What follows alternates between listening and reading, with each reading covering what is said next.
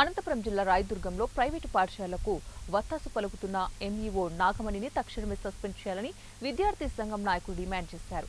పట్టణంలో AVR private పాఠశాలలో ప్రభుత్వ నిబంధనలు తుంగలు తొక్కి పాఠ్యపుస్తకాలు, నోట్ పుస్తకాలు అమ్ముతూ ఉండటంపై విద్యార్థిని యువజన సంఘం నాయకులు తనిఖీ చేశారు. ఏవీఆర్ పాఠశాలను సీజ్ చేయాలని డిమాండ్ చేశారు. ఎస్ఎఫ్ఐ జిల్లా అధ్యక్షులు శివ, సంఘం నాయకులు పాఠశాల ముందు ప్రభుత్వ నిబంధనలు ఉల్లంఘించినటువంటి విద్యా సంస్థలపై చర్యలు చేపట్టాలని డిమాండ్ చేశారు. కొన్నేళ్లుగా రాయదుర్గం ఎంఈఓ నాగమణి విద్యా సంస్థలకు వత్తాసు పలుకుతూ పాఠశాలల నిర్వహణకు అనుమతి లేకుండా నడిపించేందుకు సహకరిస్తున్నారని విమర్శించారు. ఈ విషయమై నాగమణిని పాత్రికేయులు వివరణ కోరగా అక్రమంగా పాఠ్యపుస్తకాలు అమ్మకాలు చేపట్టిన విద్యా సంస్థలపై చర్యలు చేపడతామన్నారు.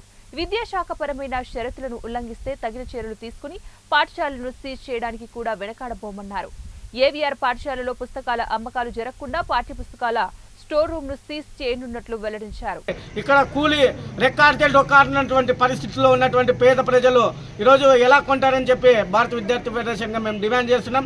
తక్షణమే డిఓ గారు కూడా ఎంఈఓ గారి పైన కూడా చర్యలు తీసుకోవాలని చెప్పి భారత విద్యార్థి ఫెడరేషన్ డిమాండ్ చేస్తూ ఉంది. పాఠశాల హెచ్ఎం గారిని మేము ఈ పాఠశాలకు గుర్తింపు సంబంధించి ఎలా ముద్రించి అమ్ముతారు మేడం అంటే ఇంతవరకు అయింది కూడా సమాధానం వచ్చి గంట సేపు అవుతా ఉంది, సమాధానం ఇవ్వటం లేనటువంటి పరిస్థితి.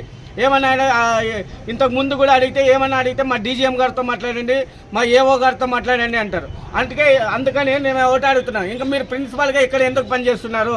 ప్రభుత్వ నిబంధనలు తుంగలో తొక్కుతూ ఈరోజు రాయదుర్గం నియోజకవర్గంలో విచ్చలవిడిగా పుస్తకాలు అమ్ముతూ అధిక ఫీజులు వేస్తున్నా కూడా గతంలో కూడా ఎంఈఓ గారు రిప్రజెంటేషన్ ఇచ్చినా కూడా ఎంఈఓ గారు మాత్రం స్పందించడం లేదు.